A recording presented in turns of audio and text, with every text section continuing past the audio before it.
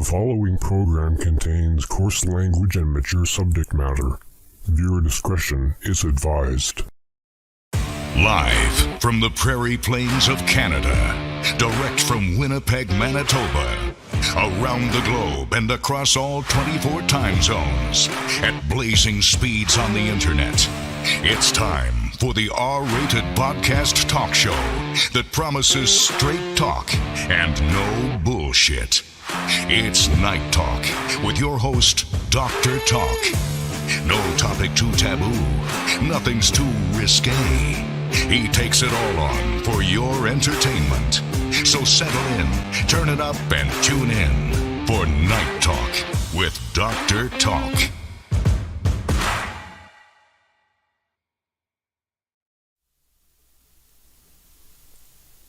Hey, we're live once again. This is Night Talk with Dr. Talk. That's right. And finally, we're going to do this right. Our guest this week is comedian, illustrator, Jon Ljungberg. Well, hello, Dr. Talk. Yeah, last time it was a little bit of a cluster fadoodle there. But you got everything right? Everything's working great? Got the audio fixed, got the video fixed. Nice. Everything is good. Good stuff. Good stuff. Well, it's great to be here. I saw your podcast last week with Wayne Halady, good friend of mine. Yes. Ringo, of course, from Free Ride. Yes. Yep, interesting. Very interesting. 5 hours of an interview. You talked to him for 5 hours? 5 hours. We started at 8 o'clock. We ended at like 1:01 a.m. Well, we're starting at 8 o'clock. We'll be done at 8:01 a.m. or 8:01 p.m. Yeah, I'm, as we've discussed, I've been dealing with a respiratory situation for, God, it has to be 2.5 months now. Yeah. But I'm coming out of it. It's just this nasty little infection that won't let go. And I've had to cancel gigs because of it, because I can't get through 45 minutes without blowing a lung out. So, yeah, it's on the, and I had x-rays, right? Lungs are clear. So it's the upper bronchial tube or whatever. Oh. Yeah. So they just treat it symptomatically, and I'm on, not steroids, antibiotics. That's it. Yeah. Yeah. So on the mend. On the mend. That's all that matters. Well, that's good. Getting a lot of rest? No, you know me. And we've been talking about this before. I sleep maybe 4 hours a night. Wow. And that's broken up. And you're working long hours. Yeah, I work at Harvest, Manitoba. And I'm there from 8 in the morning until 4:30 in the afternoon. And that job came about because of COVID. And I love it there. And yeah, so, and slowly getting back into the gigs. I haven't done a lot of them. I've turned down some. And, but now I was contacted by Lara Ray, who is the entertainment coordinator for the new Yuck Yucks here in town. Yeah. So I'm sure I'll be hitting that stage at some point. Yeah.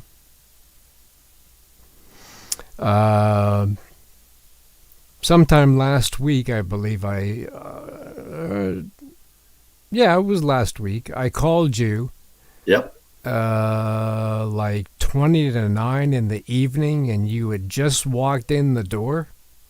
Yeah, that was a long day. Because sometimes there's 3 shifts in volunteer services. That's the department I work in there, where we deal with volunteers who do basically, if it wasn't for volunteers, Harvest would cease to exist. Then sometimes we have employees call in sick, so I covered a little bit into the evening, and it's fine.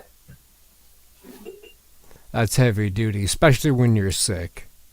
Well, I wouldn't say sick.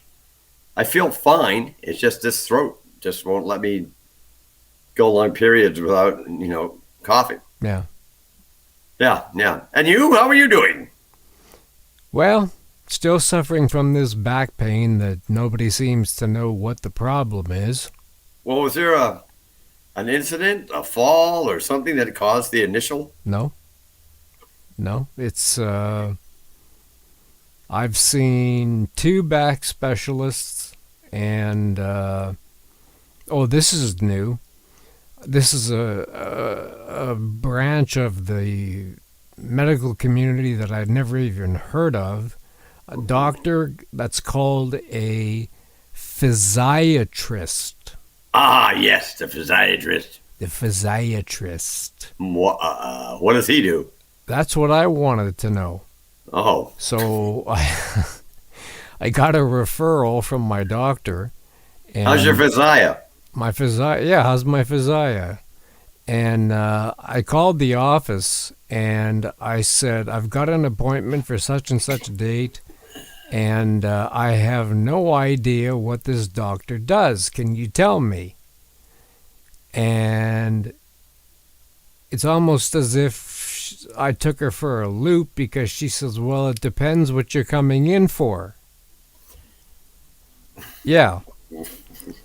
Aye. And I said, well, it's a back issue. I've got upper back pain that spreads across the left scapula and down, and it's an excruciating pain. I'm on opioids for it, Nice. and muscle relaxants. And I've seen other doctors, and they've told me that it's idiopathic, which, if you don't know what that means, it means that they don't know what the fuck it is either. So idio meaning idiot. Yeah. Yeah. So I go there, and I'm seen by a physiotherapist. She tests my reflexes. She's touching pressure points on my back, kind of doing a little bit of a massage in different areas to see if this hurts or that hurts or whatnot. So that kind of made sense. She's asking me a whole slew of questions, and I figured, okay, well, that's it. She says, well, I'll be right back. She comes back in, this time with the physiatrist. Aha. This guy comes in, does the exact same examination on me as she did, asks me the exact same question she did, and he says it's idiopathic. So now I'm going to see an internist. Okay. He wants to be CC'd on the internist's results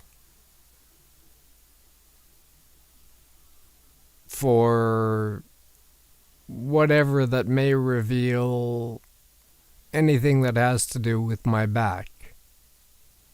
So I'm still in the dark here, man. I don't know. The only thing left is burning incense or something. I have no clue. I got incense. I got plenty of it. I always burn incense. Yeah. So, Well, hopefully it'll find out what the heck is going on with this. Is it lower back or upper back? upper. Upper back, like shoulder blades. From the middle of the spine over to the left shoulder blade and down.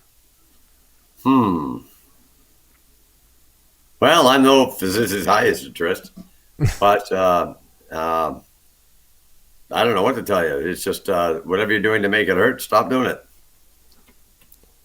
I'll write you a prescription. Copious amounts of booze and cocaine. There we go. All right, There you're we on. are. That'll do it. Now, do something. Anyway, John. Yes? We are redoing this podcast because of all the problems that we had with the first one. This is fine with me because I don't remember anything about the first one. That's good. Neither do I. Yeah, yes. And if you watch the first one, you can't make out what the hell we're saying anyway. That's true. So this is like a new experience for us and the audience. Awesome. what I wanted to ask you was when, and you can elaborate as much as you like, when did you first start getting into stand-up? When did I first start getting into stand-up? Well, my first time on a comedy stage was at a club in Boston called Snickers. And I had no idea what I was doing. It was an open mic night. And this was back in, what, 82 maybe? 82, 83. Mm-hmm. And I bombed so bad. I actually asked the MC to come up and bail me out. Oh. Yeah. And then I left it alone for quite a while.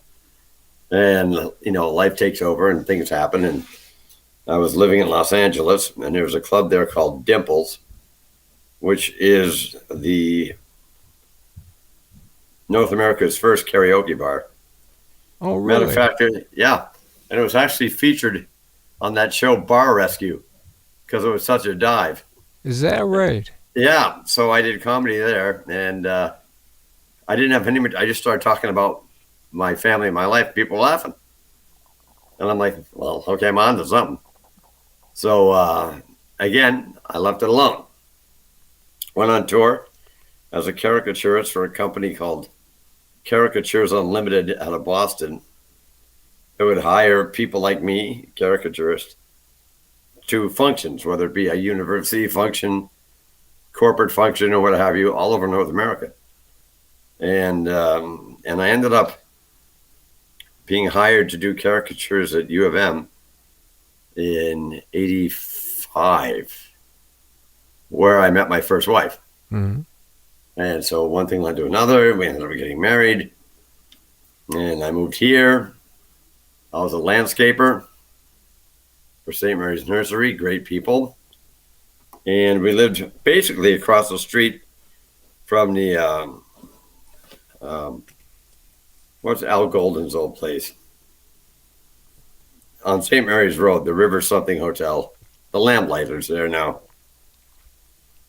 I don't know the name of the place, though. I don't know, but it was a comedy club. Comedy Oasis was the name of it. And I started doing comedy there. Scott McTaggart from Rumors heard about me and came over to see me. Scotty McTaggart, who of course now is the owner and head honcho at Fusion Grill, but he was the GM of Rumors at the time. Mm-hmm. And he brought me over to Rumors, and I was there for 6 years as their MC. Yeah. And then one thing led to another, and off I go. Yeah. It's that easy. We're talking 40 plus years? Of comedy? Yeah. No. When I first started headlining, let's see, that was just about 30 years headlining, and then the years before that. So yeah, I'm pretty, because I'm 60 now. So yeah, the math works out, I guess. Yeah. And now it's I do nothing but corporate gigs. Thank God they're coming back. Corporate events like gala dinners and things like that. And I'm selective about what I do. I've done what I wanted to do. Okay. I remember my wife at the time asked me, well, what do you want to do with this? And I said, well, as lofty as it sounds, in Winnipeg, at least, I want to be a household name. And I wanted to be able to make a living doing it. Well, as luck has it, shorten the story, I ended up with Breakfast Television, which made me that local household name. I was there for 11 years as a host. That was great. Oh, man. No, we had such good times. Such good times. And I played Vegas. And I've toured with Roseanne Barr and Celine Dion and Tom Jones and Engelbert Humperdinck and Norm Macdonald. I've done everything. Comedy doesn't owe me anything. I've done everything I wanted to do with it. So now I'm settling into my life as a grandfather and kids book illustrator, and still do the comedy. Don't get me wrong. If you want me, I'll be at your event. And so I've done what I wanted to do. 1% of 1% of comedians get a sitcom. Okay? That's 1% of 1%. Mm-hmm. All the agents can blow smoke up your ass. I've done the Montreal Just for Laughs Festival. I've showcased on the whole thing. And now Yuck Yuck's opening here in Winnipeg, which they've done before, but they, for whatever reason, they failed, be it location or what have you. I hope this one works, because Rumor's a fantastic club, probably the best comedy club in one of the best clubs I've ever played in North America. Not that I'm biased, but perfect sight lines. The room is perfectly laid out. They're bringing in great talent. It could use a little competition. Mm-hmm. Yeah. So yeah, right on for Yuck Yucks for coming in. Timeline? What What do you mean? for them coming in? They've already opened. This is the first weekend. Oh, really? Yeah, Mark Oh. Breslin was here, and they had a big press thing. And it's in the Fort Garry Hotel. It's a beautiful room, and this was the first open weekend. Sean Majumter was the headliner. Mm-hmm. They're bringing in some heavy hitters, and it's going to be pretty neat. And of course, the parking, they have a big parkade there, so people will say, "Well, there's no parking downtown." Well, you get a huge parkade right behind it. Yeah. Can't go wrong. So check it out. Why not? Share the wealth. That's what I say. Any plans of playing there? I was asked to play there, Excellent. but we haven't had no dates yet. Lara Ray, who is the entertainment, didn't I just say this? Lara Ray is the entertainment booker, and she asked me if I wanted to do it, and that's where we left it. And I said I got to get over this thing first. So yeah, but I'd love to. Oh, absolutely love to. This city is too small to burn bridges. It's too small to be selective. There was a time, though, with Yuck Yucks. If you work Yuck Yucks, Mark Breslin, who is the owner of Yuck Yucks, legendary guy, you would have to be exclusive with Yuck Yucks. You'd have to sign your life away. Now, that doesn't work these days. Unless you can guarantee a comedian, a headline comedian, $70,000 a year work, you're not going to get anybody to sign exclusive. So that went out the window a few years ago, I do believe. So hopefully, but now there's a lot of room out there for it, and there's people look at Winnipeg right now, right? When I hate to sound like an old guy, but when I first started, open mic nights were there were none, and now every little pub and village and anywhere, they have open mic nights where young comics can get up and try their stuff. And I think that's fantastic. The only problem I have with that, and it's just me, is they're not doing the road. They're not making their bones, so to speak. They're not playing, Niverville and Weyburn and Moosomin at the Legion and getting their chops, right? Mm-hmm.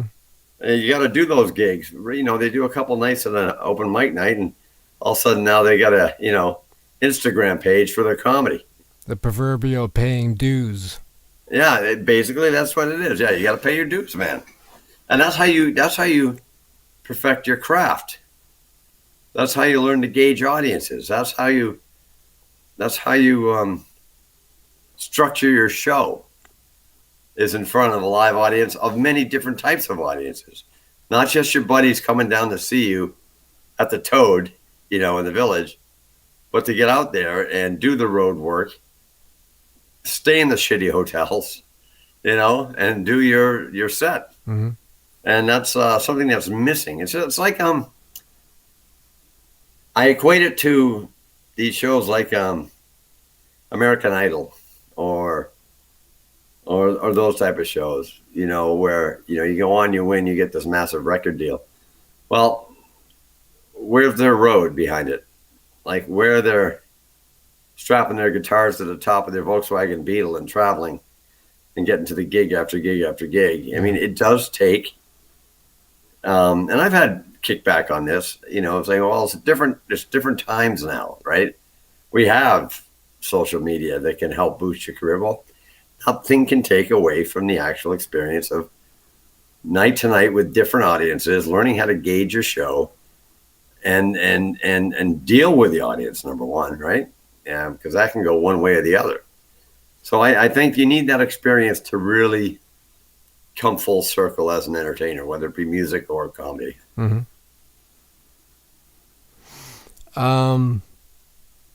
When it comes to material, what do you use for your corral to write your own material? It's my life. Pardon? It's honest to God, it's just my life. Okay. I talk about, well, now, because it's been so long. I started out talking about marriage and young children and, potty training and being a dad and doing all that stuff and being inept at fixing things, blah, blah, blah, blah, blah. And now it's developed into, being older and a life experience and now grandchildren and everything. And the thing is, I can only speak for myself, but my show is basically you're laughing at first 10 minutes. You're not laughing at me anymore. You're laughing at you because I've done that. Oh, my dad's done that. Oh, geez. Yeah, of course, and that's where the humor comes in because it's relatable. Yeah. Right. And that's where my stuff comes from. All my stuff is based on truth, but of course embellished a bit for stage. But I mean, it's all based on real experiences. And what's your process for writing? Do you sit down with a laptop or do you carry around a notebook or what? Nope. Point form. If I think of something, I'll just jot it down. I'll do, dot, and then I'll write, let's see, Black Sox underwear. All right. And I'll remember what that was. Yeah. Then I'll take that with me and throw it out there. And then what you do is once you throw the basics out there a bit, and this is, again, I'm only speaking for myself. When you throw that out there and you get a response, you start to build what's called the fat around it. So this little tiny little bit, all of a sudden the Black Sox underwear becomes about Father's Day or about Christmas. And that's what you get. And then they blah, blah, blah, blah, blah, blah, blah. Yeah. So that's how you build a bit. Mm-hmm. And, a 2-minute bit can end up being 15. Sure. Yeah. And do you find that there's a point in a day? Do you write at night? Do you write in the morning? Do you write when you're in a certain frame of mind? Nope. Whenever it hits me. Just whenever it comes to you. Yeah. And you never know when it's going to hit. Like Lori, my better half, she actually was not only the first woman on Dragon's Den, but she also was in Winnipeg's Funniest Person with a Day Job at Rumors. We've been together off and on for, 10 years now. Great kid. So I was talking to her the other day, I just saw this thing at Jimmy Kimmel, where one of his guests is this guy. The author of the book is called What Happens When We Die. And right away I'm skeptical, because he's alive. Yeah. You just got a little too cerebral, right? Yeah. So then you got to bring that, because if I just said, yeah, the author was on What Happens to Us When We Die and stop, hoping they get it and start laughing. Yeah. 99% of the people won't do that. So then how do you make them realize the not hypocrisy, but the ridiculousness is of that, little things like that just quirk, So I don't know. Just the grandchildren are a constant source of humor, family, because we all have families. Yeah, I'm not, even though in this land of snowflakes, never been racist, never been sexist. If anything, I make fun of men because being an inept husband, been married twice, so I make fun of myself. But I have nothing against comedians that want to push the envelope the other way, because I think comedy has taken a major hit with political correctness. It's like, shut the fuck up. Mm-hmm. You're coming to a comedy club. Everything is out there on the table. The absurdity of life, And if you're going to come here and, bitch and moan and say, oh, he said this about that and did an accent and, blah, blah, blah. You don't belong in a comedy club. Yeah. It almost killed comedy. And now comedians are starting to fight back. The pendulum's coming back. I mean, you put one of these people, banging the drum about political correctness, sit them down and watch them binge watch All in the Family and watch their head explode. Sure. Sure. It's bullshit. I'm not saying be disrespectful. I'm not saying be rude. I'm not saying any of that. But I just think comedy's taken a hit because what is comedy? Comedy is invoking laughter in people. The fat lady slipping on ice is funny. Yeah. Okay? Oh, you're fat shaming. Fuck off. Just go fuck right off. That's funny. You know what I mean? Yeah. It's just we got to take back comedy. Now, if that means ruffling some feathers, and so be it. Look at George Carlin. Yeah. Come on, the guy was a genius. Genius. Yes. Yes. So, and he did it in a way that was intelligent, and you couldn't go around him because he had valid point here, valid point there, valid point there, right? Mm-hmm.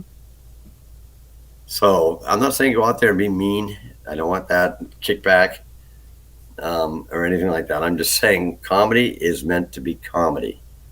Okay, you go to a comedy club, shut your brain off, forget your day, and have a laugh. That's it. Do you think in comedy, because this is something that I believe in anyways,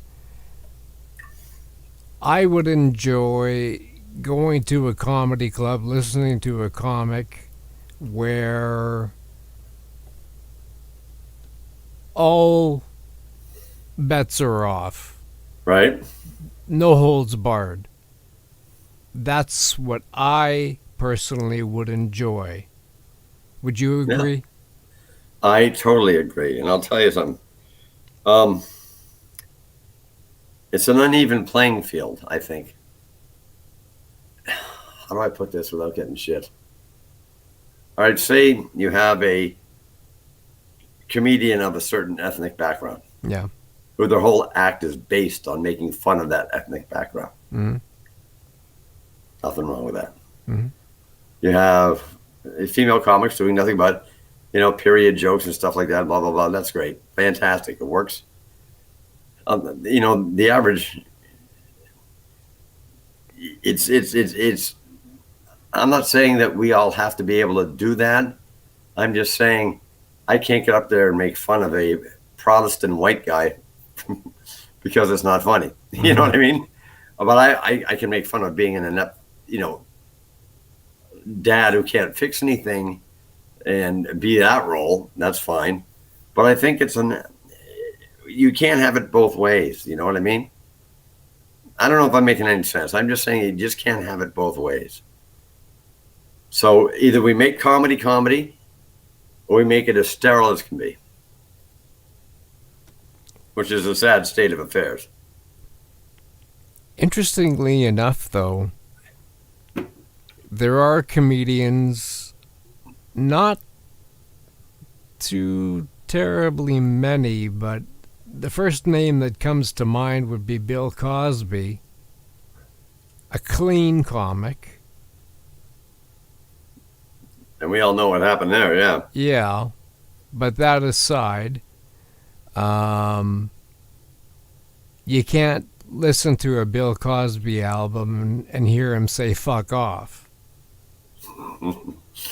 No, of course not. Because there is that space for... See, it's funny you mention that, because that's when people say, what's your comedy like? And I'll say it's kind of Cosby-esque in a sense. It's all about family and, the absurdities of family. That's my style. Mm-hmm. My point I was trying to make is there is a place in comedy for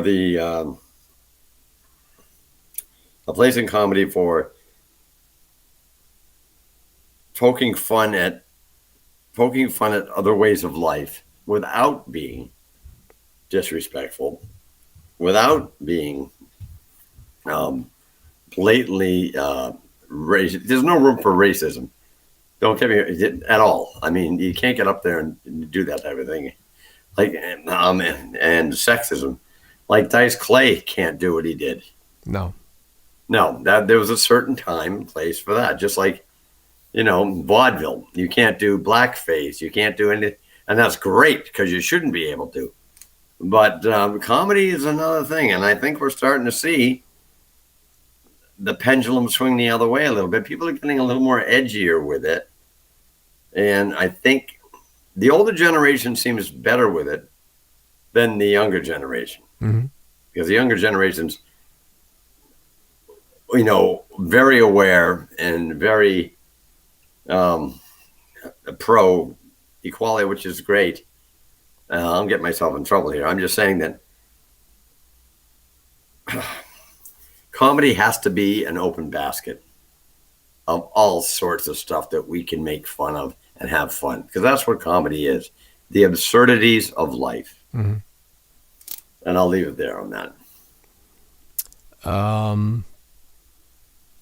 There's another genre too.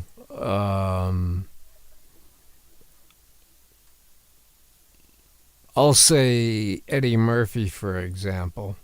Okay.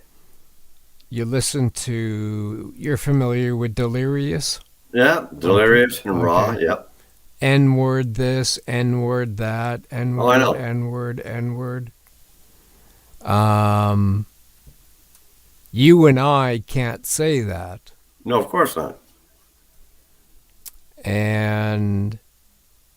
But Eddie Murphy says it, and it's hilarious. Well, because that's part of that culture. Yeah. Of course we can't say that.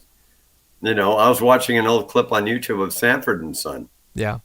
Fantastic show. Absolutely. Oh, man. It is Fred Sanford when the Aunt Estelle comes over. The aunt? Yeah. And Esther. Aunt Esther. That's it. Esther, yeah. And she just takes Fred right down, right? Yeah. He goes, she comes in and she's talking about something. And I forget what led up to the end. Somebody goes, "You're so ugly. I could stick your face in dough and make gorilla cookies." And she said, "What did you say, N-word?" Yeah. On a primetime TV show. Yeah. I was like, wow. That's also happened on All in the Family, too. Yeah, that took me back. Literally physically back in my seat going, I know the 70s were more, call it not open-minded, but unsympathetic to that type of situation. But on prime time, Mm-hmm. you never saw Fonzie saying that. No, absolutely not. I'm wondering, who were some of your comedians that you looked up to or were influenced by?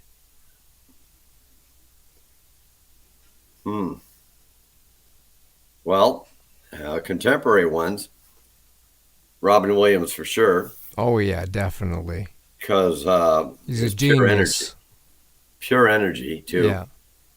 Behind me on that wall, I don't know if you can see all my pictures over there. Yeah.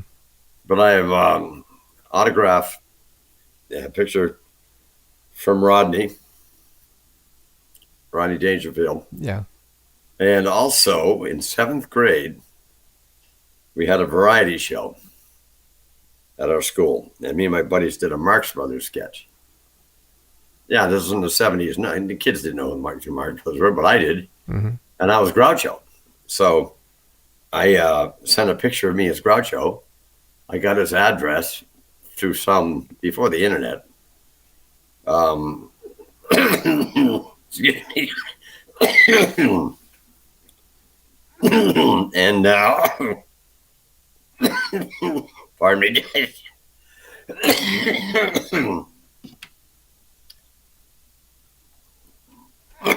I sent him the Polaroid with a letter, and he sent me an autograph. I can't. Autograph 8x10. So Groucho. Wow. Yeah, for his I'd get up and get it, but I'm not kidding. I'm just wearing a shirt. I'm not kidding. I'm just wearing a shirt and I'm wearing my underwear. I'm comfy. Don't pick on me. Of course. So Groucho wrote back. It says, "To John, sincere regards, Groucho." Oh, that's nice. And I've had that since 7th grade. Jeez. Yeah, because he's such a brilliant wordsmith. And he can chop somebody in half. Yeah. Just, talking. And his writings are in the Library of Congress, actually. Is that right? Yeah, he wanted to be a writer. He didn't. His main goal was to be a writer, and he surrounded himself with writers. And very, very smart man. So who else, John? Comedy. Yeah. Um, Richard Pryor? Well, only for his trailblazing. I mean, you had the Trailblazers were something else. The Pryors, the Carlins, Lenny Bruce. Those guys that paved the way. I mean, Lenny Bruce got arrested. Yeah. So did Pryor, I believe. Yeah. So I like the Trailblazers. Comics Today, I was a huge fan and lucky enough to work with him, Norm Macdonald. Oh, yeah. Yeah. Funny guy. We played Club Regent together here in Winnipeg. And I couldn't get him out of my dressing room. I'm not kidding. Lori brought her parents to the show, and half of the excitement is coming backstage, going to the dressing room, and I had a beautiful dressing room, shower and vanity and a stocked fridge, veggie platter, deli platter. So I went to get Kevin Nealon, who was also on the bill, and Norm Macdonald, and said, "Would you mind coming and saying hi to my girlfriend's parents? They're big fans." No problem. So they both come in and very cordial and polite and, shared pleasantries. And then Kevin Nealon politely bowed out, says, "I got to go work on my set. It's been nice meeting you," which is a nice way of saying I got to get out of here. Yeah. Because he already knew what his set was going to be. Norm Macdonald? No. Plopped himself down the chair, wolfed down half my deli platter, and just told great stories. And we're like 10 minutes from curtain. And I got to be backstage. We all do. I said, "Well, Norm, we got to go." And yeah, be there in a minute, And no, we really got to go. And couldn't get him out of there. And he was a real gentleman and he was ill at the time, but nobody knew it. Nobody knew it. He really didn't make it known. Then, of course, we lost him to cancer, yeah. He had cancer of what? You know what? I really don't know, to be honest with you. And he wasn't that old either, was he? No, I know he's probably a year or two older than me, and I'm 60, so yeah, I would say maybe 60 at the time he passed away, which was, I think, was 4 years ago already. Mm-hmm. So yeah, he might have been just creeping up on that. I know he had a 13-year-old son.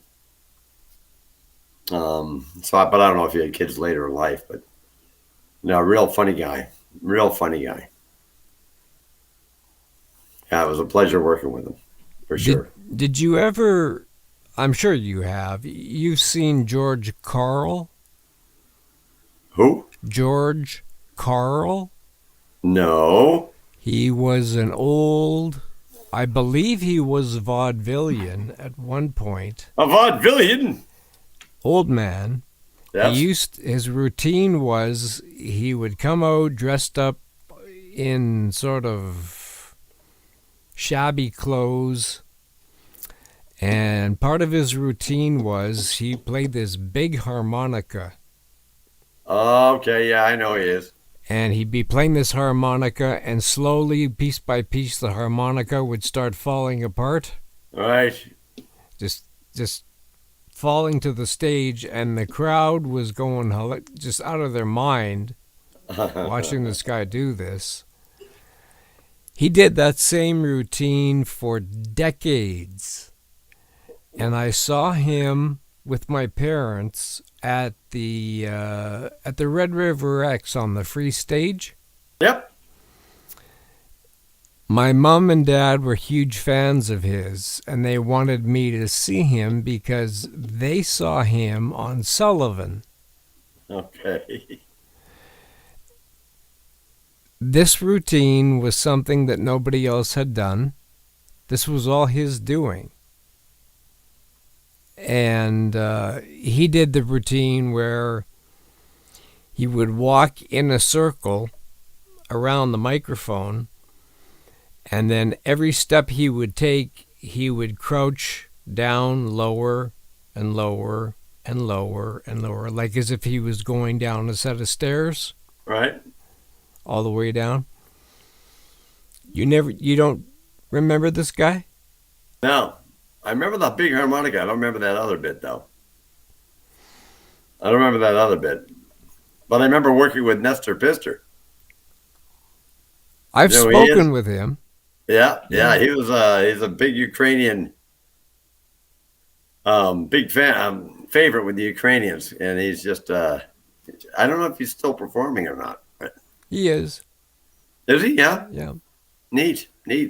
He I sent out an olive branch to him and asked him if he wanted to be on the show, and he accepted. Okay. So I'll be in touch with him probably in the next few weeks to get him on the Nice. show. But Nice. his real name is Don Ast, Okay. and he lives in Sherwood Park, Edmonton. And I've got an uncle that lives in Sherwood Park, out in Alberta. That's a small world, huh? Yeah, and he's aged. He's all white. His hair is all pure white. I beg your pardon? His hair is all pure white. Oh, yeah. Yeah. Sorry, John. It's okay. Yep. They made me dye it for television, and then when I got off breakfast television, I let it grow out, and I went, "Holy crap! When did that happen?" Because I never saw my real hair color for years. They made you dye it for BT? Yeah, Dye it what, brown? different colors. Because we would do the big hair show that would come to the convention center every year. Yeah. And they would send me out. I'd come back crimson or platinum blonde or something. But then I would just go like an auburn, which was my natural color. Oh, okay. Yeah. And then it started to go a little white on the sides. And then they didn't make me, but, Strongly suggested. well, just, yeah. So that's before the time. We're in a renaissance now where older anchors are the thing now. If you look at one of the Toronto shows, the male anchors, white-haired dude, whole bit, and I think that's coming around because, well, I don't know the reason why, but that was the reason I was let go, because Toronto wanted a younger image. Yeah. So that was ageism right there. So, but hey, man, I wouldn't have traded for anything. 11 years on that great show like that with great people, I loved every minute of it. You told me before that if they ever brought it back, you'd be spot on Oh, I'd do it. in a heartbeat. In a heartbeat, I would do it again simply because I just had so much fun. And it's right now the only breakfast television we have here is the Toronto one. And really, in Winnipeg, who gives a fuck what's going on in Toronto? Exactly. I don't care about them. But here we were able to showcase mom and pop restaurants. We could, showcase just things, the Humane Society, and things that my mandate with the producers, once I got to a comfortable point in the show after a few years where I could actually start suggesting things that I thought would make sense. Well, why don't we go after the smaller places that don't have a budget for a 30-second TV commercial? Yeah. Let's find these people, have them come on and cook a meal, from a small restaurant. Let's have them come on and talk about the fashions that they're making. Let's have them come on and talk about, their charity they're doing it, whatever. And that made the viewer feel more connected to the show, I think. Mm-hmm. So yeah, we definitely need something like that because and not to say anything against the shows we have here in Winnipeg in the mornings, but they're cookie cutter, right? You got your dashing leading man, your dashing female co-host, your dashing weather person, whatever, and snippets of interviews that aren't so much in your face local. That's what I was just going to say. You don't get down and dirty, right? And I think that's what this town needs again. I think that's what the city needs again, is another show that just showcases Winnipeg as what it really is, a big, small town. Well, City TV is the place to do it. Well, the whole studio sitting right there dormant. Yeah. I was watching City just a few days ago, and they were doing, I think it was noon hour news. And you could... Well, that was from Toronto, because we don't do anything there now. You sure? You must be. Are you doing CTV, you mean? No, City. Not that I'm aware of. I could have sworn it was local. Well, I could be incredibly wrong, as I often am. But I don't think there's anything live coming out of there right now. If it is, that just shows you how aware I am. Well, the point I was going to make was watching whatever it was that I was watching, I could be wrong too, was there's a local feel to it, just like when we used to have Channel 13, MTN. Which became A Channel, which became City TV. Oh, is that right? Yeah. Oh, okay. Remember Bundy? Oh, hell yeah. Bundy's Late Night Review? Yeah, with Kevin? Kevin Dunn and his puppets. Whatever happened to him? He's in Toronto, last I heard. He's in Toronto doing something in the business. But I think he's got 15 kids. But he was a great guy. Absolutely great guy. I used to love watching, well, actually, I wouldn't watch it because I'd be DJing, but I would have the VCR. The Late Night Review? Yeah, because they would show All in the Family. And this was before DVDs. I've got a massive DVD collection. I've got 3,000 DVDs. Oh, my. Yeah. And I've got the All in the Family box set. And he would show All in the Family episodes. All right. On Late Night Review. So I'd be DJing. I maybe you remember, on Pembina Highway, right next door to Q94 FM, there was a bar there that used to be called Dumas Walkers. Yes. Okay, I DJ'd there. Okay. And I couldn't wait to get home. I got off at 1 because the band took over at 1 when I was done, and they played till 2, so I could zoom home. Same routine every I think it was Friday night was a late night review, or Saturday. Yeah, it was. It was Friday Was it night. Friday night? Okay, so stop off at Sev, get a Hungry Man sub, a Slurpee, and a bag of jalapeno chips. Head home, rewind the tape, and watch All in the Family. There you go. Good times. Good times, man. Different times, but good times. But and Bundy was local, Yeah. and he even came to the Nugget. Oh yeah. He did a Bundy's late night review where I don't know if you remember Larry. He was a DJ at the Nugget. I don't do well with names, but Okay, well, Larry was. Remember, we had our own limo. yeah. Okay, well, Larry would drive the limo, so Bundy got to drive around the city in a limo, going to different places with the camera crew, and he came in, and he was doing spots, checking in on certain times, and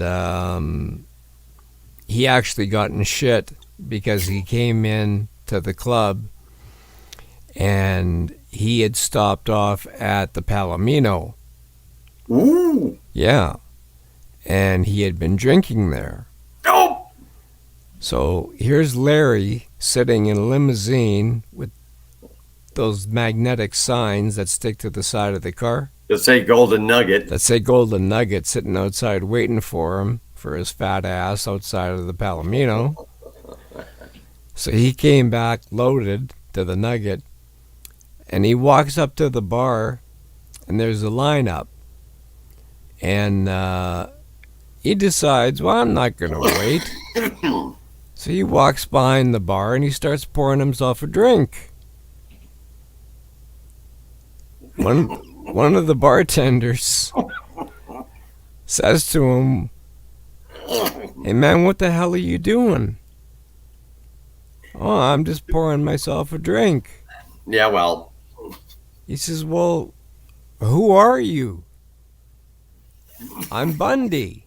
I'm here for Bundy's late night review." And Carlos says, "Well, I don't give a fuck who you are. You don't come behind the bar and start pouring yourself a drink."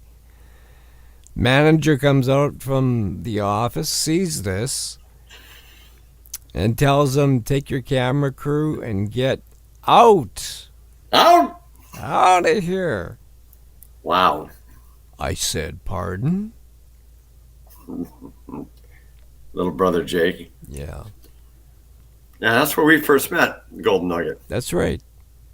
You were doing caricatures there for like, I think, $5. Yep. Color was $8. Yep. Yep. Yep. Oh, Definitely. did you ever find the Elvis piece? Yeah, I have it somewhere. It's in a blue binder. I found it.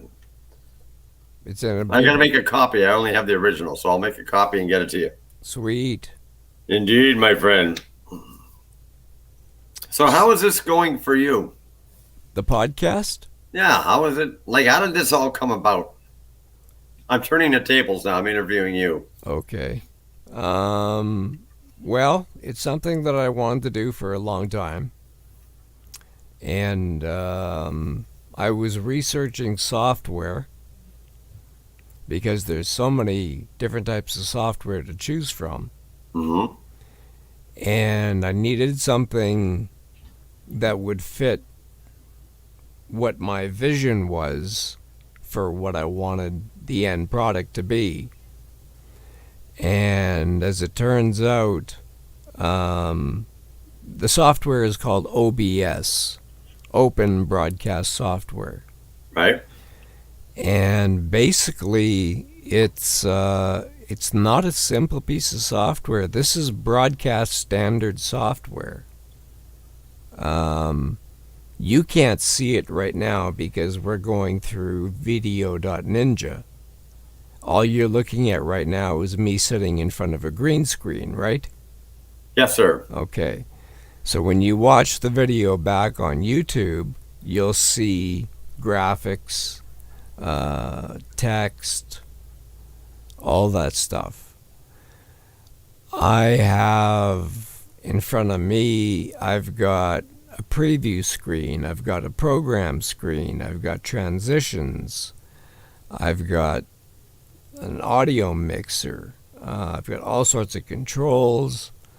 It's like I tell people, it's kind of like a TV station built into a piece of software.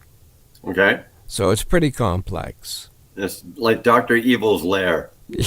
Yeah, pretty much. But it does the trick. And the first 3 podcasts that I did, which is why we're redoing this one, is because it's a learning curve for me, because the quality was just not up to snuff.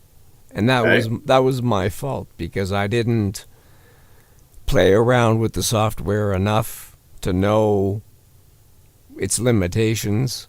Mm-hmm. Like, I was pushing out 1080p video at 60 frames per second. Right, which I know nothing about, so... Okay, in other words, really high quality video. And I guess either my bandwidth couldn't take it, or it just wouldn't agree with YouTube servers.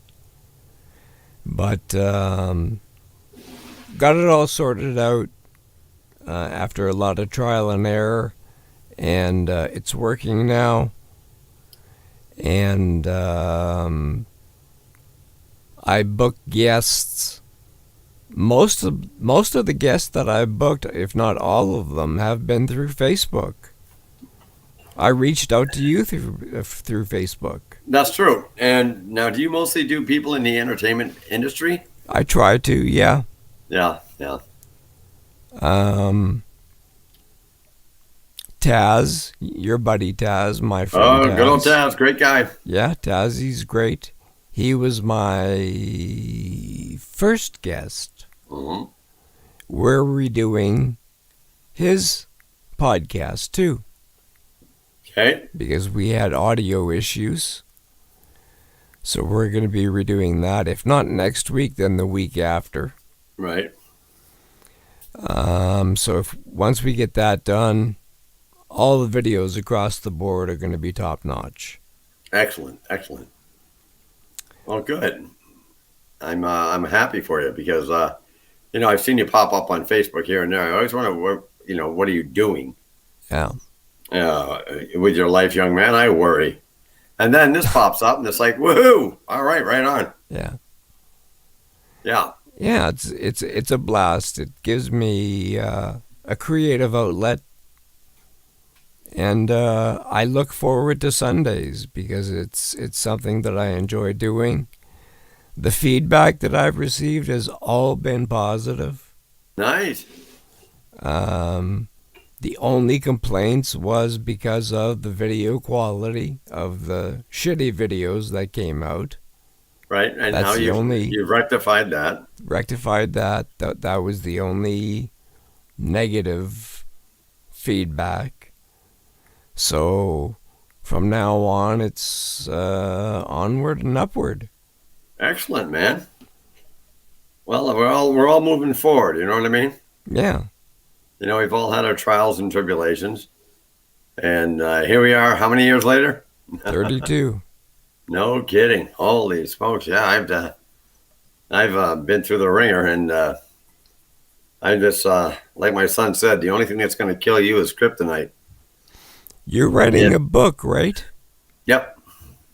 And it's called? It's called Hello, John. It's nice to meet me. And when can we expect that? You know what? Being the procrastination expert I am I don't know. I was hoping to have it done for the wellness fairs for this season because I spoke at the last one before COVID hit. Because I've been through rehab twice. I've since then I've had cancer.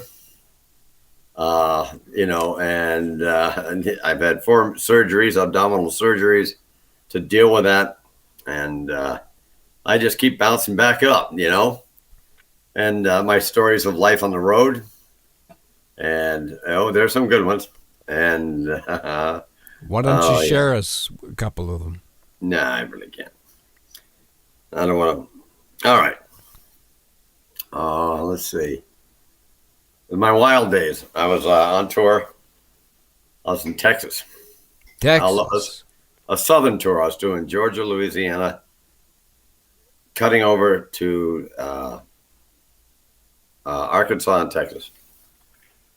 And so I was doing the university circuit then. I had the long hair and I fit the bill to be performing at universities. And part of the gig is the students that book you, the student council or whatever, would take you out afterwards to the local watering hole or whatever. Mm-hmm. So I'm at this place and we go out for crawfish. And so we go out and, and it's crawfish, and we go to a honky tonk, a real live, like not just like the Golden Nugget or Palomino. This is a real fucking honky tonk. Where I think I first said that, people are doing the 2-step around the room. Yeah. That's not dancing, they're fucking walking in a circle. Anyway, so I met this little young lady, lovely young girl, and bought her a few drinks. We laughed and had some fun, and she was a real nice kid. And it was nothing nefarious. And we danced, and then she asked me, do you want to step outside? And I said, oh, absolutely, being a young buck and whatnot. And you were how old? Well, it was before I was married. So I must have been 23, 24. Okay. And so I'm trying to be a big shot. This is back in the day when I drank the hard stuff.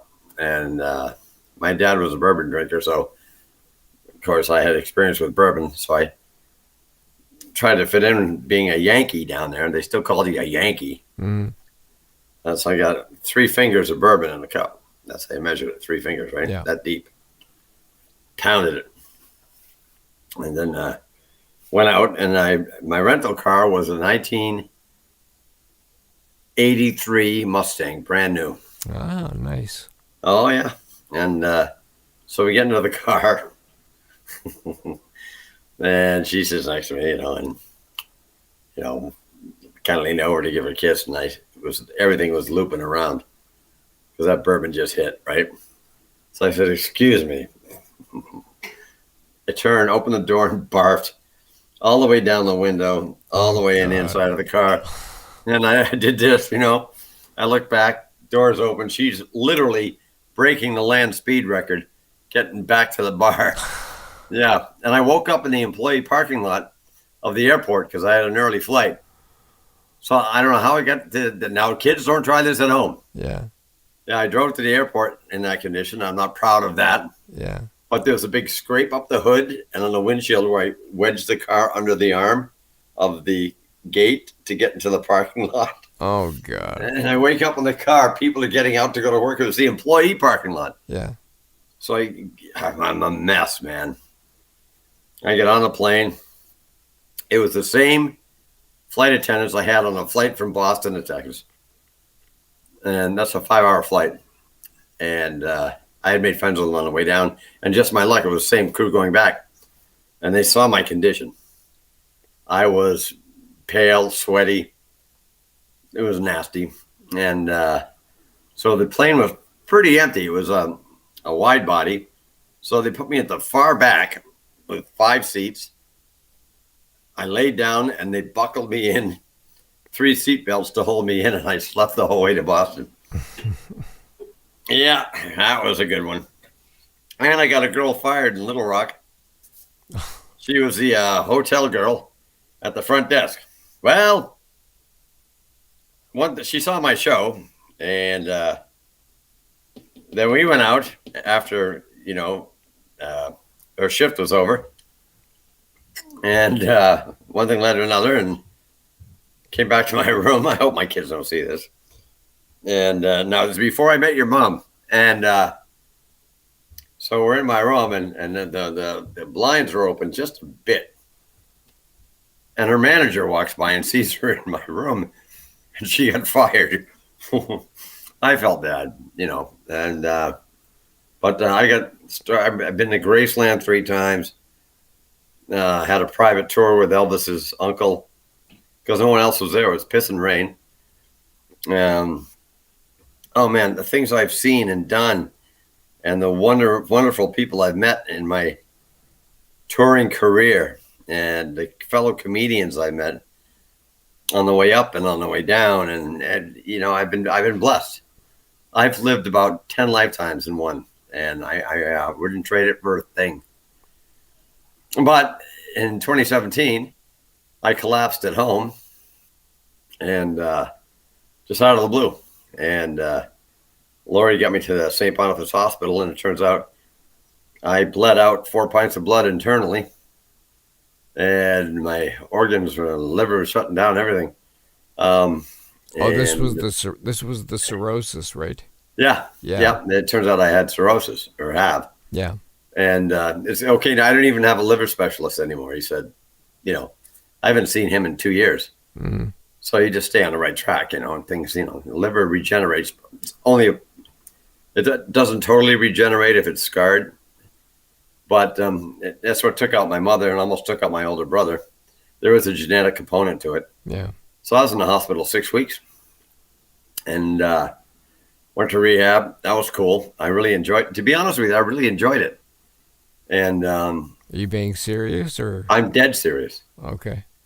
Dead serious. I'm still good friends with my counselor. I'm still good friends with some of the guys I were with. And I've actually gotten some people to go there. Oh, the nice. food was amazing. They actually had chefs. It wasn't just like a cafeteria. Anyways, now I don't, this might piss off some people that are in recovery, and whatever works for you, works for you. I hate AA. It's too religious for me. Mm-hmm. I don't like starting meetings going, "Hi, I'm Jana, and I'm an alcoholic," because that brings you right back. Right? That just brings you right back. That shows no progression. Mm-hmm. You know what I mean? It's like, "Hi, I'm John. I was a bad boy. I broke a lamp when I was 5. Yeah. Saying that over and over and over again. So I'm more of the Buddhist side of it. And so far, so good. But I went twice because I didn't quite get it the first time. And one thing stuck out in my mind of the 56 days I was in rehab. And this is one line, and if it helps anybody, I'm not going to get preachy on you, but if you give up one thing to have everything, or you give up everything to have one thing. Let that sink in. That's deep. Yeah. Give up one thing, that thing that's damaging your life, and you'll have everything. And family, people are understanding these days more than they used to be. Or you give up everything just to have that one thing. Mm-hmm. I'm still an idiot, but that's just me. You know what I'm saying? But my friends were great. Big Daddy Taz was supportive, and he was right there, and then people visiting. Wayne, who we had here on the show last week, Yeah. came in to see me with Terry Morris. Oh. They're my agents as well. Yeah. To see me in the hospital, and I don't remember them being there.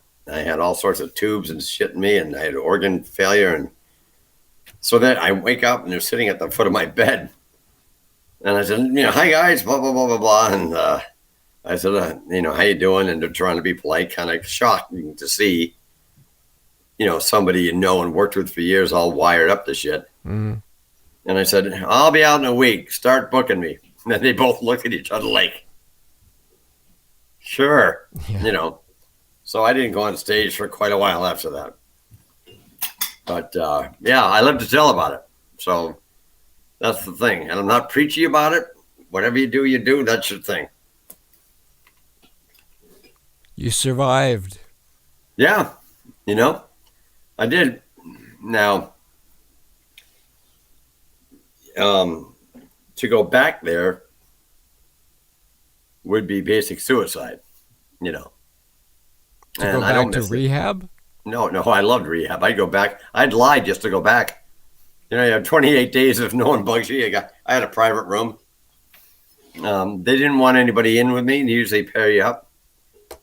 So they put me in a room that was just me. Okay.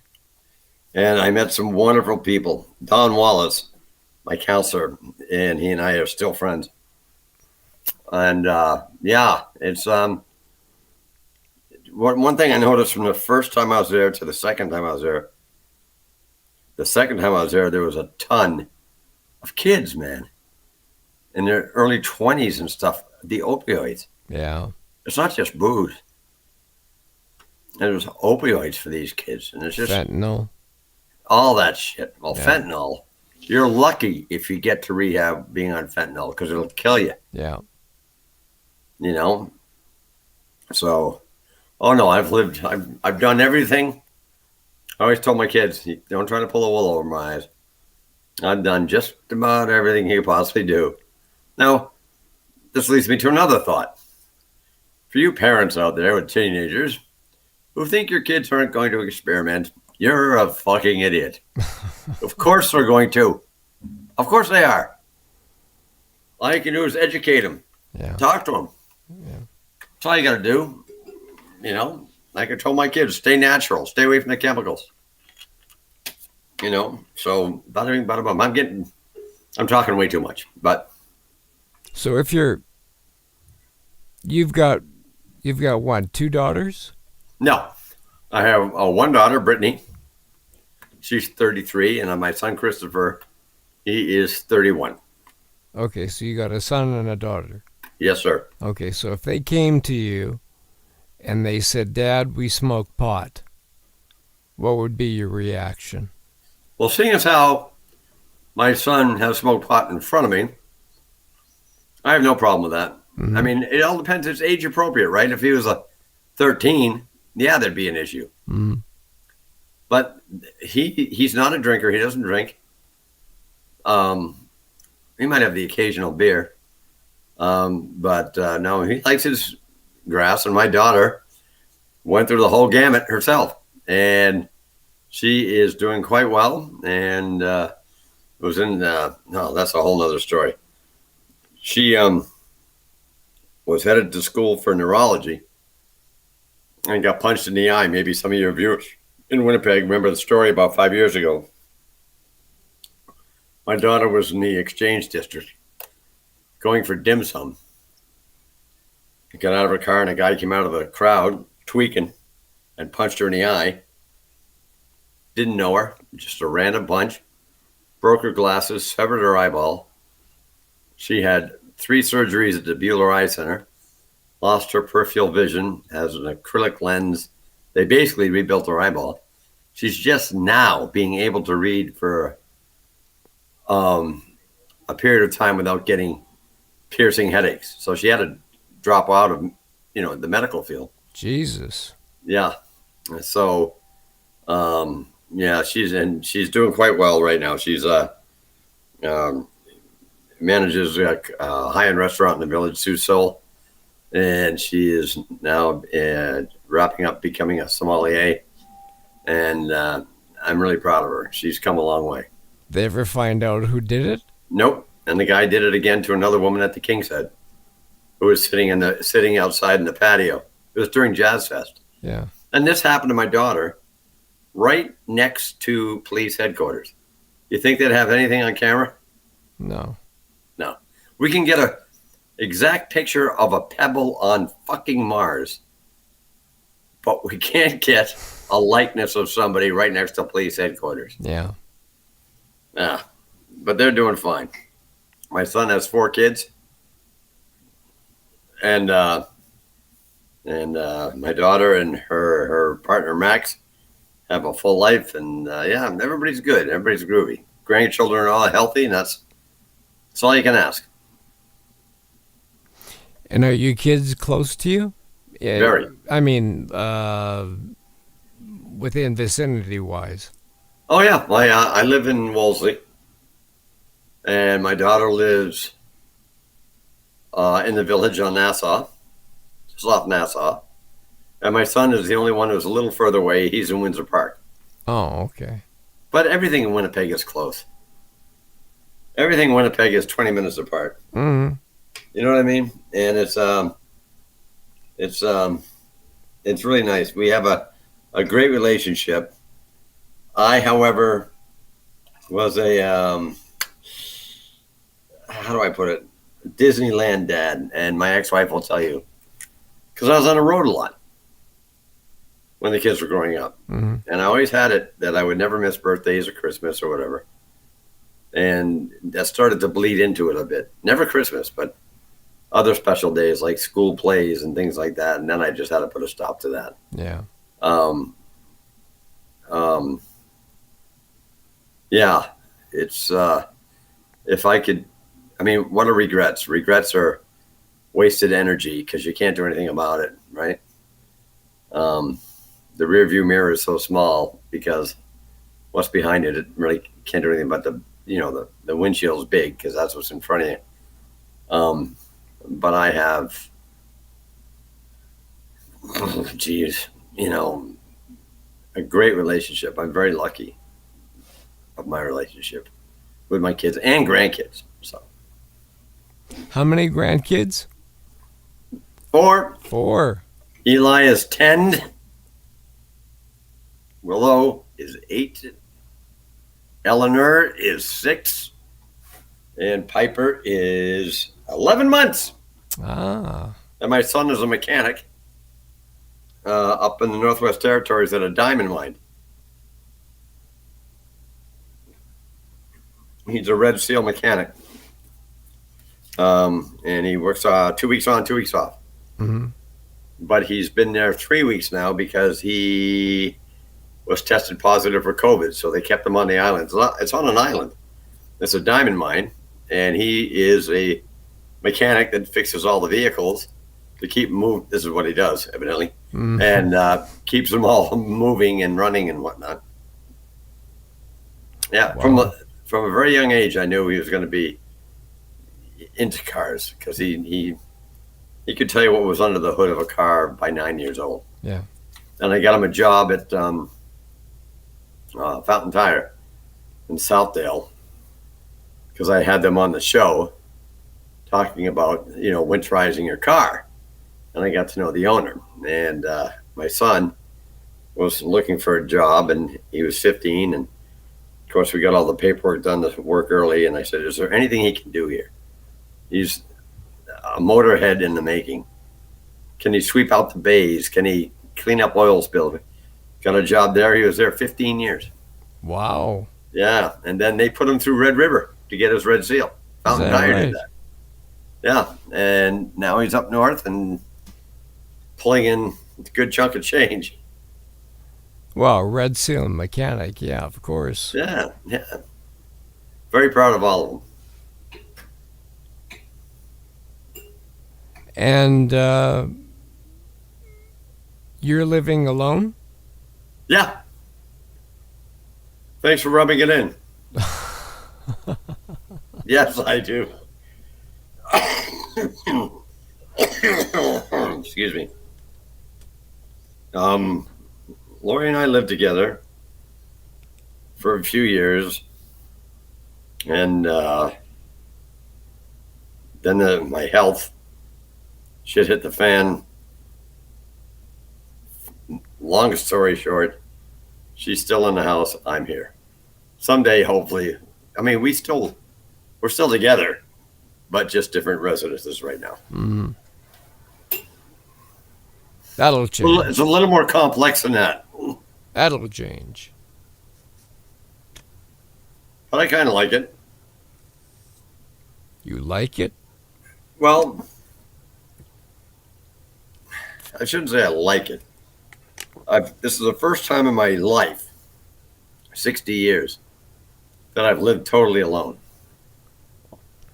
And it can drive you bonkers. You know what I mean? Yeah. So, and I'm a very social person. But I did notice something. I'm just going off on these different directions. That's I hope fine. your viewers don't mind. I noticed something with COVID. When COVID hit, now keep in mind, I had 20 plus years being on stage prior to COVID. Somehow, going back on stage after COVID, I developed severe anxiety, social anxiety. You're And talking to the captain of that. I have social anxiety, and it's okay to talk about that. I take clonazepam now, which I never thought I'd do. But if I have a show coming up, say on February 25th, right now I'm worried about that show. Mm-hmm. And I'll worry about it until the show. Yep. But the other side of my brain says, you know damn well once you're on stage and get those first words out, you're in control. Yep. It's the worry leading up to it. I have stage fright now. Mm-hmm. And I never, ever had that in my life. And I attribute it all to COVID and being shut down and not having that. So it's like I'm starting all over again with that. And it is frightening. So if you see me live, you bet your ass, I'm nervous, man. First few words out of my mouth. So it's, I think COVID affected people, even though they say we're out of it, even though a lot of people have it. It affects people just like that in a different aspect of their lives, Mm-hmm. So it's like, especially, okay, if a good friend of mine says, hey, we're having people over Sunday night, why don't you come over? I will try not to go. Yep. I know. Because I can't be in that setting. I feel very anxious. Yep. And I've got to stop that because that's just not nice and antisocial. But it's tough. Especially when you do what I do. When you do what I do and everybody expects you to be that guy. To be on. Yeah, but we're human, I'm the very same, John. Yeah? Yes. Elaborate. Well, I've been an agoraphobe for I don't even know how many years now. Now Panic. clarify that for those folks who don't know exactly what an agoraphobe is. Agoraphobia is a person who is afraid of, well, more than one thing. They're afraid of wide open spaces. They're afraid of being out in public. Okay.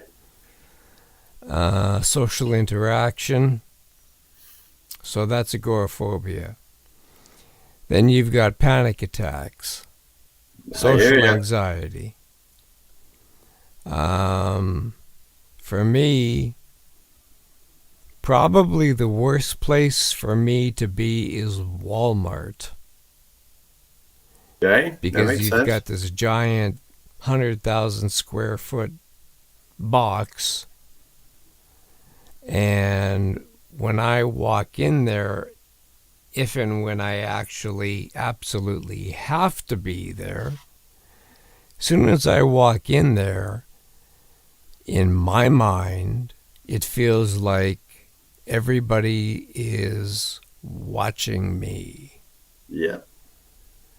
And even though I will try to rationalize with my brain that why would everybody be watching you?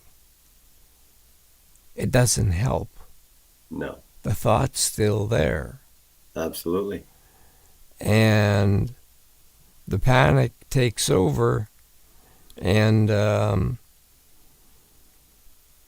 you become paralyzed by it. You get the shakes. You sweat. Irrational thoughts. Yeah, you're preaching to the choir. Yeah, okay, so you know what I'm talking about. And you know what else affects me is fluorescent lighting. Yes, me too. Yeah, fluorescent lighting. Not all the time, but sometimes fluorescent lighting will just spin me off. And the reason for that is because fluorescent lighting, if you look at it hard enough, you can actually see it flicker. Yeah. It operates on a certain frequency, however many milliseconds per second or whatever. It does that. And as you know, as I told you before, I'm a migraine sufferer. And that's why usually I wear sunglasses when I go out. And that's to avoid any kind of bright light, even the video light that I'm using here in this podcast. That's the main reason why I wear the shades while I'm doing the podcast. I thought you just wanted to be cool and hip. Well, that too. But, yeah, fluorescent lighting does it to me too, man. Yeah, well, there you go. There you go. And there's really not much you can do about that. No. You know, but I guess we just keep plugging along, doing the best we can do, right? Yeah. So, who's coming up next?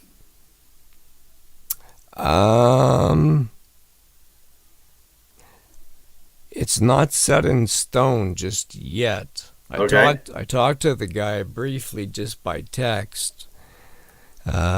He's actually a friend of mine from high school. He contacted me. He said he wants to be a guest on the podcast. Right. And I said, okay, what do you want to talk about? And he said, I want to talk about the effects, the mental effects of music, the health benefits of music on the mind. Okay, sure.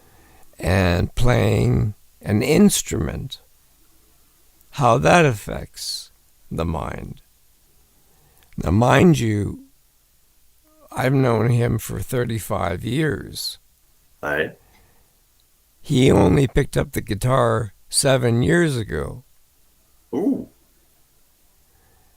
So he puts out these videos on Facebook, and he'll chord along with a pre-recorded track. Sure.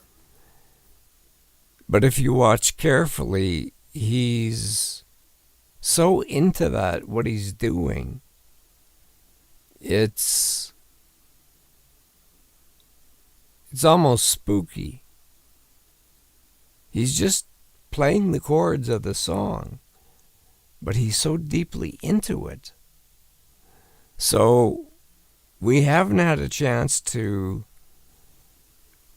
get deeper into what it is he wants to talk about because he's been busy. But we're supposed to talk sometimes tomorrow.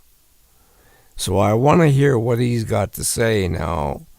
If he's serious about this, then we'll do it next Sunday. If not, Big Daddy Taz will be on.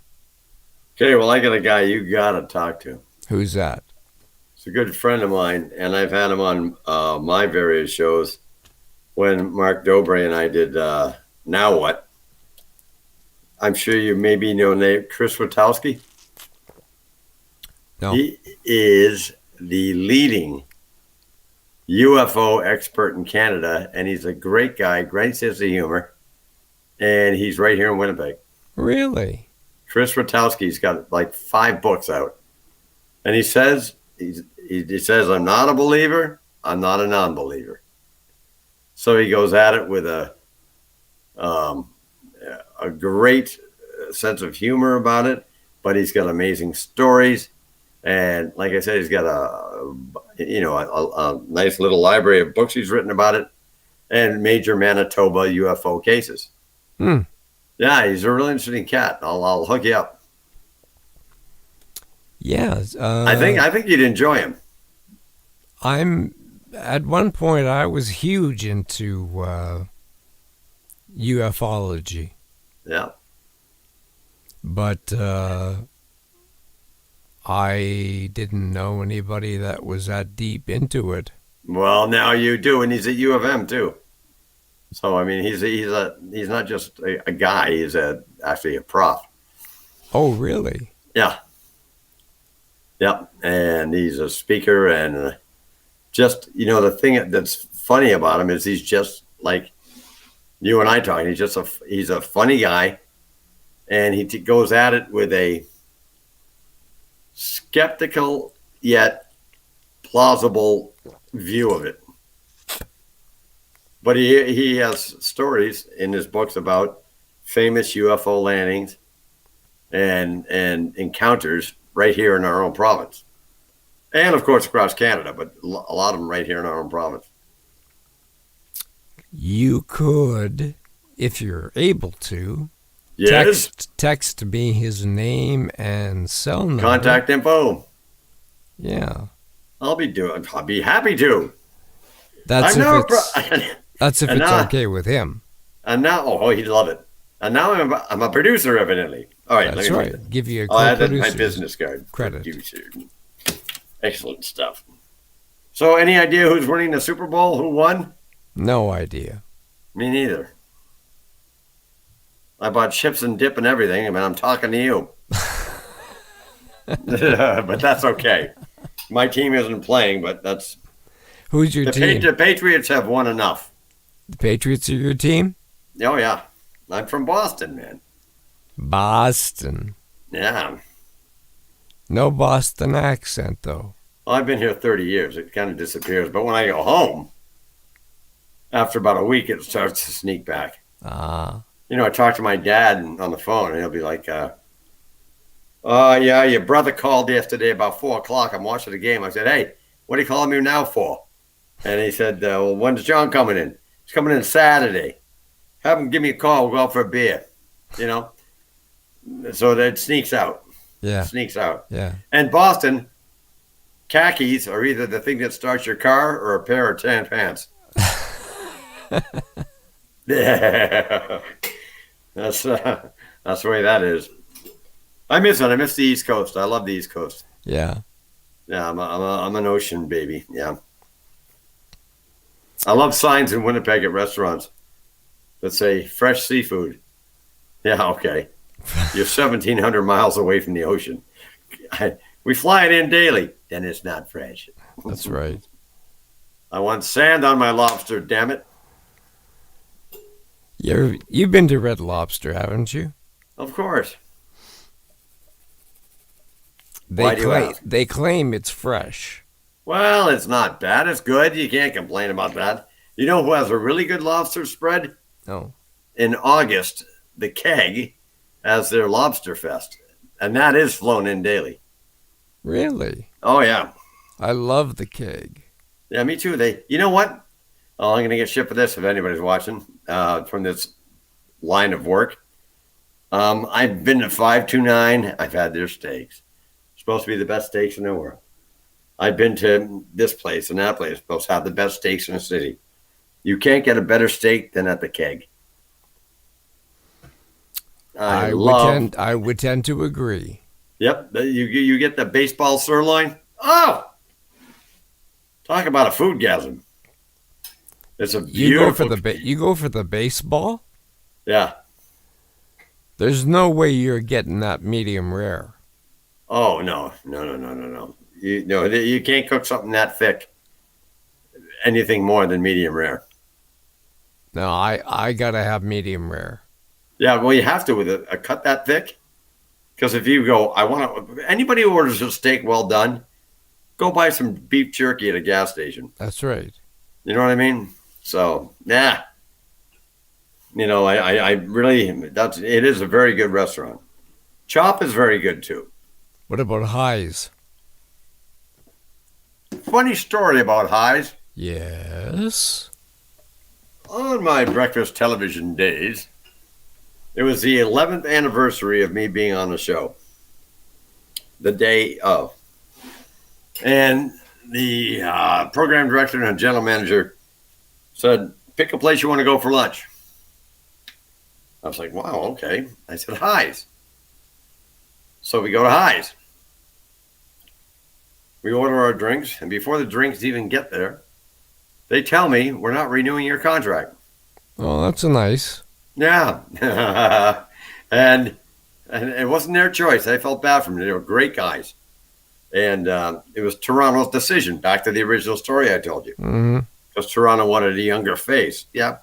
And so, but then after, for lack of a better term, firing me, they asked me to stay on for 2 more months during ratings. Mm-hmm. This is live TV. We didn't even have a delay. Okay? Mm-hmm. No delay. Straight live. And I thought that was very brave of them to have me on the show after I've been fired for 2 more months. Considering what's about to come. Yeah. So I did. I mean, I'm not a bridge burner. I'm not an asshole. And I love the job. And so I text my wife, Christine, my second wife. She was on her way to Toronto to visit her mother. So I text her. This is me texting. I said, hey, I just got canned. And she was the producer of the show. Mm. And she had been canned 3 weeks earlier. So I told her what happened. And I said, I've never been fired in my life. It's kind of a weird, empty feeling, you know. She goes, oh, well, we'll talk later. I'm just about to board. There's a note on the dining room table for you. And usually when she went away on business, she'd leave a note, make sure the dog gets to the vet or blah, blah, blah, blah. So I go home and there's a note on the table. And the first line was, I'm not coming back. Oh, fuck. Yep. She left that day. We never fought. I made a pot roast the night before. Didn't see it coming. Her best friend who lived next door didn't see it coming. So I got a Dear John letter and fired on the same day. Oh, Jesus. So I lost her salary, lost my salary, which led to me losing my house, my Jeep, and then it all went down from there. Mm-hmm. Yep. I took a job after breakfast television at Gags Unlimited delivering balloons. That's what I did, just to do something and get some cash coming in until, because no one would touch me. Mm-hmm. Yeah, so that's, so you kids out there wanting to get into broadcasting, think ahead. Mm-hmm. Yeah. But again, I wouldn't trade it anything. It makes you who you are. It makes you who you are today, what you've been through. Well, apparently this is what you get when you graduate from Robertson Career College in radio broadcasting. Yeah, ABC Broadcasting. That's right. Yeah, so, yeah, it's amazing. You keep triggering these memories in my head. That's why you do what you do. You're good at it. I hope so. No, you are. And you can have me on anytime. And I appreciate it, John. My pleasure. You are my favorite. Hey, we almost made 2 hours. Yeah. I told ladies and gentlemen, I said, listen, man, I'm not feeling well. I feel fine, but I don't know how long my voice will last. So it might not be an hour. Well, once we get going, here we are. Yeah. It's very relaxed. And if you are going to be a future guest on the show, you're going to have a great time. But be prepared. Get those skeletons out of the closet. That's right. Because we're all here. We're all here. We all have them. And the more you talk about things in life with other people, the easier the burden becomes. And I have Polaroids. And he does. Yeah. Remember that time you had to put me through the window? That's Put me in the paddy wagon.